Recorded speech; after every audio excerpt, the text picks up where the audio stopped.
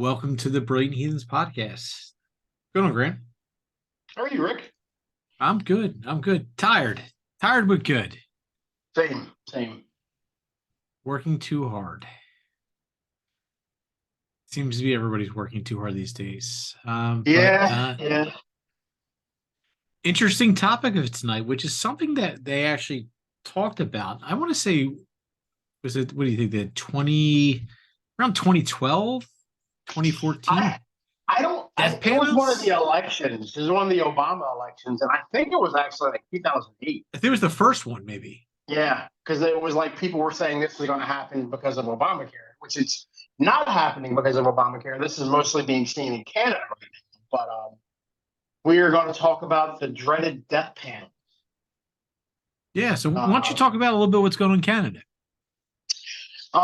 There's been people writing editorials and writing letters to editors directly, and not necessarily editorial, but writing letters and sending correspondence saying that effectively, and Canada is a wealthy nation, so I don't know if there's a financial piece to this or what it is, but they actually seem to have what has come to be known in America as death panels, but they call it's legalized euthanasia in Canada.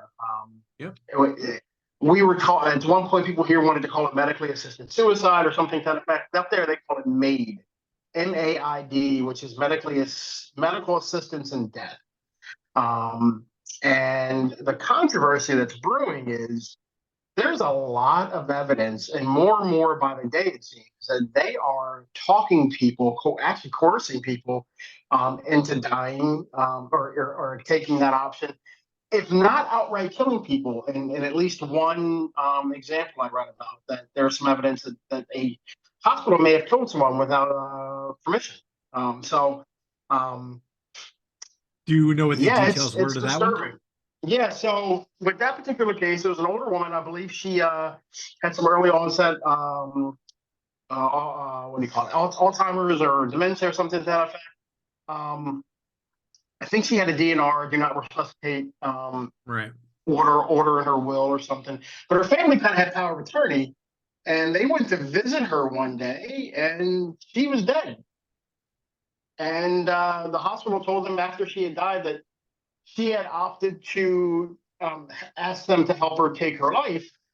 And the family's like, well, those decisions should have been discussed with us. Right.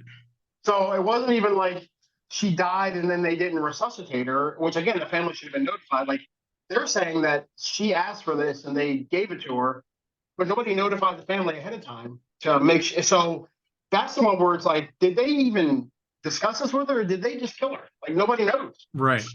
Um, so what's the Canadian? I think it's the Canadian. I don't know. The Canadian news. I want to say it's like CBC. They're big on news, um, almost like their New York Times or Guardian or BBC. I think it's called the CBC. Like they've had some articles about this recently. But yeah, it's really disturbing. It sounds like a lot of it is people who have dementia and or Alzheimer's, and that's a concern because those people probably are not in a position to make decisions for themselves Correct.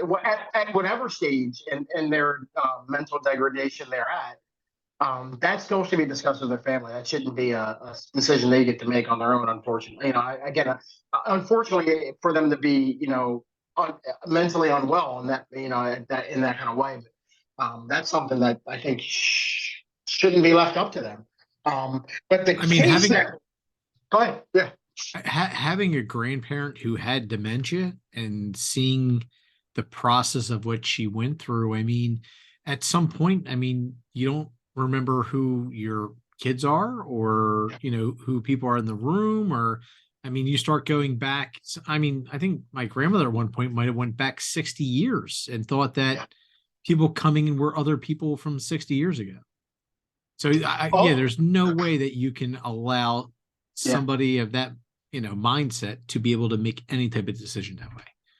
Alzheimer's and dementia are horrible. I mean, it's horrible to watch somebody that you love basically lose their minds in that way, um, and become someone that you don't even know in a lot of ways. Like it's I've seen it multiple times with family and with family of significant others, and it's just gut wrenching, heartbreaking. And maybe you say, yeah, if they're going to make the decision, they have to make it, early on before their brain starts to degrade to the point where they don't even know who they are anymore. So I guess there is some argument to be made there, but again, I think that's a decision you make with the family where they have to discuss with their family. This is what I want to do. I don't want to live this Right. way where in 2, 3, 5, 10 years from now, I don't know who I am. I have to have my meals fed to me, and I don't know who any of you are. I don't want to live in that body, And Right. because I gotta be honest, like if I was facing that, I probably would consider it if it was legal in the states, because that's awful. And just watching it happen to multiple people. At the same time, though, I know that there have been recent breakthroughs with medication, and they think they're getting closer to finding maybe even. I know they think they might be able to find a cure to MS, which at one point was considered incurable. Yeah. They've identified the part of the brain that, or whatever mechanism the brain causes the scarring and the lesions that lead to the basically you being able to your body being unable to function. So they think that they might be able to treat it and even cure it. So within the next however many years. So if they've done that with that disease, I don't know why you're not gonna. They've had some recent breakthroughs in medication for Alzheimer's and dementia. I don't know why 10 years from now they won't be even further along. Some of Um, it's even diet, like how, yeah, changing your diet, cutting out, sugar and among other things. yeah. I mean, yeah, I mean, could you imagine just finding out that your mother was either suicided or whatever it was and not having that opportunity to at least say goodbye? Say And goodbye. Yeah. yeah. No, I can't. I can't. And really Yeah. what it probably comes down to is the I mean, I know that socialized healthcare there, but it's government saving money at the end of the day. They don't have Yeah. to. I mean, but is it like that? That's what I question. Canada is a very successful nation. I mean, they've made a ton of money off their tar sands oil and some of their other oil stuff. They get a ton of oil deposits. Um, they don't have a huge population and they have a ton of land. Um, they've got industries that are very successful. The people live relatively simply. Like there's not a lot of unrest, civil unrest kind of stuff there. It's a wealthy nation, and so with a wealthy nation that doesn't have a bunch of big cities and they don't have a huge population, they can afford to do socialized healthcare. They don't have bases all over the world like the U.S. Right. That like I don't know why I don't know that their healthcare system is breaking the bank. To be quite honest, to me I don't know. I don't know what the reason is. I'm going to just go out and just say I don't know. I don't have the slightest clue why they're doing this, but it is bizarre because I don't know that it is money. I don't know if they need bodies for research. I don't know if they need organs for donation and blood Well, and stuff that's like very that. profitable. I mean, Yeah, Oregon. yeah. I mean, I mean, it hopefully might it's be. There not might be. like Soylent Green at some point where the Well, food you're I mean, eating. they have plenty of food. I mean, it's an agriculturally, I don't, I won't say rich, but an agriculturally stable country. Like it's they I don't know that it's a profit motive. Again, maybe it's organ donation, maybe it's something else, but I don't. But even that, I don't know if it's not necessarily profit. Just due to lack of people, they need more. I don't know. It's bizarre. The case that really blew the lid off of this, the big case that I think this is the one the CDC wrote about. It was a veteran who had served, I want to say, in Iraq, might have been Afghanistan, but I want to say it was Iraq. Um, and he was suffering some major PTSD. Right. PTSD, and he had TBI, traumatic brain injury. And he went to the VA for help. He went and said, "Hey, I need some meds. I'm having some suicidal thoughts. And I need some help." But he was open and like, "I need help. I've had this injury, traumatic brain Right. injury. I got PTSD. I had injuries in the war." And they basically tried to talk him into killing himself and committing suicide, medically assisted suicide, basically. Would solve all his And problems. I mean, he went right to the press, and he was like, "Hey, I went in asking for help, and the first thing they offered me was this." And then so the media wrote about it, and then the VA said it was a mistake. Staff poorly trained. They oh yeah. mishandled the situation. And the question is, and I think, and he asked it, and it's the first question I had as I was reading it: how many veterans who were in a horrible state and not really with it went Right. in and they offered that and they killed them? Made that decision. Yeah. Like how many people who were in less of a self-aware state to make a good decision for themselves actually made the choice to go ahead and kill themselves? Like that's the questions we should be asking. Do they know how many at this point have done it? Um, I they may, and I don't have that Is it like in the number in front of me. thousands at this point, or I'm not sure. I'm not okay? sure. Yeah, but Curious if Google will tell us. yeah, take a look. Um, but that's scary. Forget veterans. There's a lot of evidence also. Not forget veterans. I don't mean that.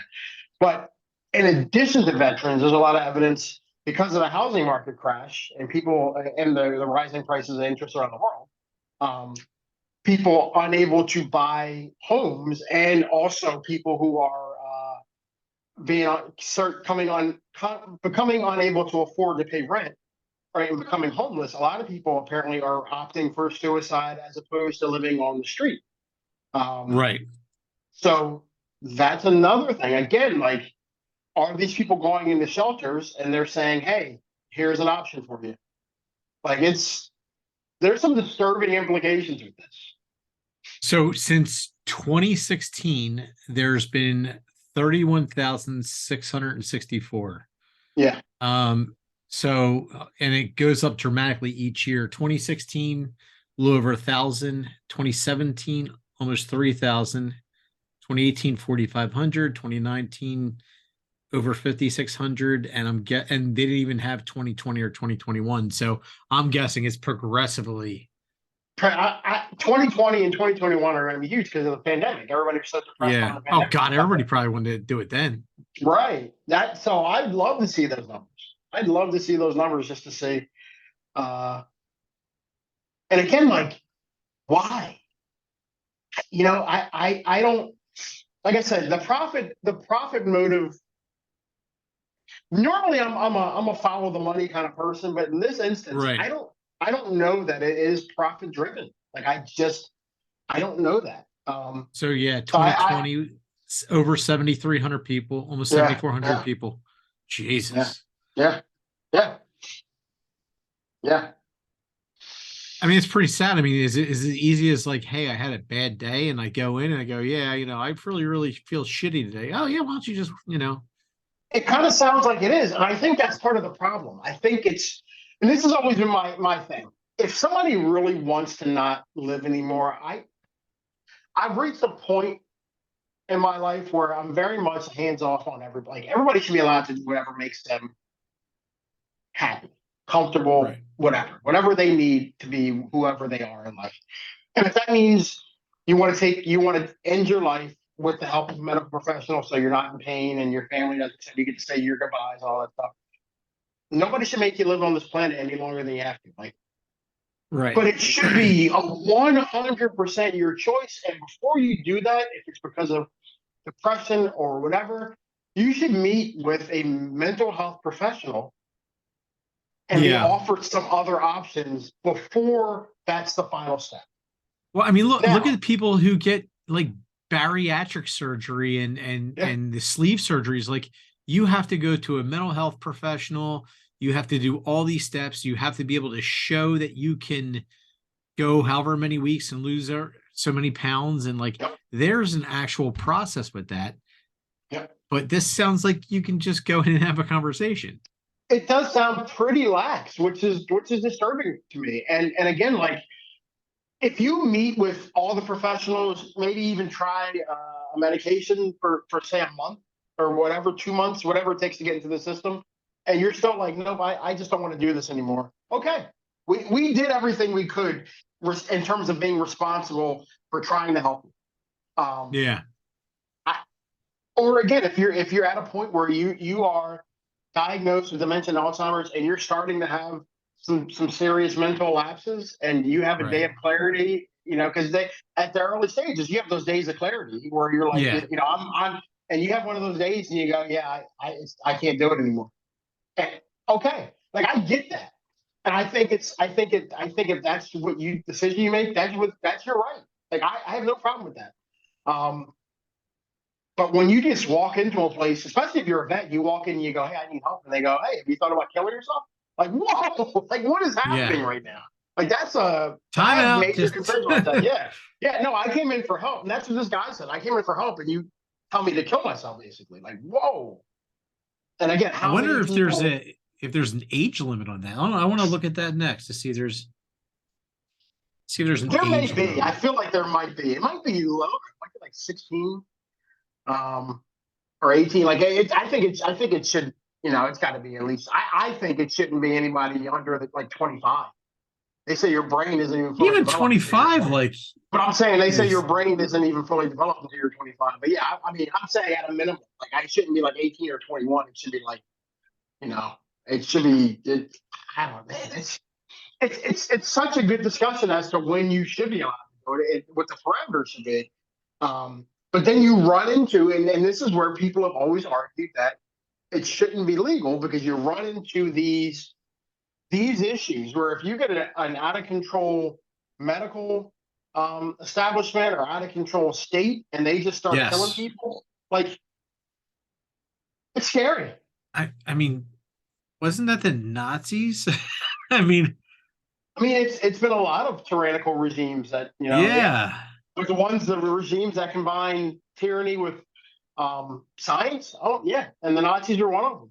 Like yeah, like Oh it's God, and the stuff that they used to do, like even the testing at a lot of the insane asylums throughout the, 50s, the 60s, and eugenics stuff. 70s. Yeah, yeah, Yeah. yeah. Well, they were doing that with us. They were killing people and doing things to their bodies and sterilizing people and all that. That stuff is the stuff we did. We did that wasn't even legal. That was done secretly is horrific. It's the stuff of horror movies, truly. So I mean, there is that history. Again with the state and out of control, unchecked state apparatus. Yeah, I think that's the problem. Like when you offer these services and then you have the states controlling it, there's some room and danger of overstepping and flat out. I mean, I don't know what you call it. This is dystopian. Like this is like something out of a dystopian novel. Like it's highly So disturbing. I'm curious if, if they're going to start looking to spread out from there, come to the US, come to the EU, Well, with the death panels. I mean, this has been proposed in the U.S. a number of times. I think there might even be a few counties here and there where it's legal already. And I don't know what the parameters are. I think every county, wherever it is legal, is runs it differently and has different parameters. But it's been proposed to make it allow it within federal law and then see if the states adopt it later on. So again, I as a practice. I don't necessarily have a problem with it, except for in this kind of stuff. Like this is the problem. Yeah. It becomes something that can become dangerous and abused and abusive. Like it's, oh, Hey, it it comes down to is like, it hey, is one day it's scary. supposed to like, hey, you know what? anybody over the BMI 40%, like, hey, you know what? You're too fat. You know, you're gonna wind up either getting a heart attack or whatever. So we draw the line in the sand. You get past this, you know, whatever it is, Well, or any type of health condition, then you're done. yeah, and maybe that's not. See, to me, I think to me, what scares me is it's the people with the mental health issues. Yes. Because everybody can have that one bad day where it's like, you know what, I just don't want to do it anymore. And you go into like if it's in a hospital or a specific office, if it's in your neighborhood, you just go, you know what, I just don't want to do it anymore. A lot of times there are people who have that thought, and then they'll tell you the very next day they're fine. Yep.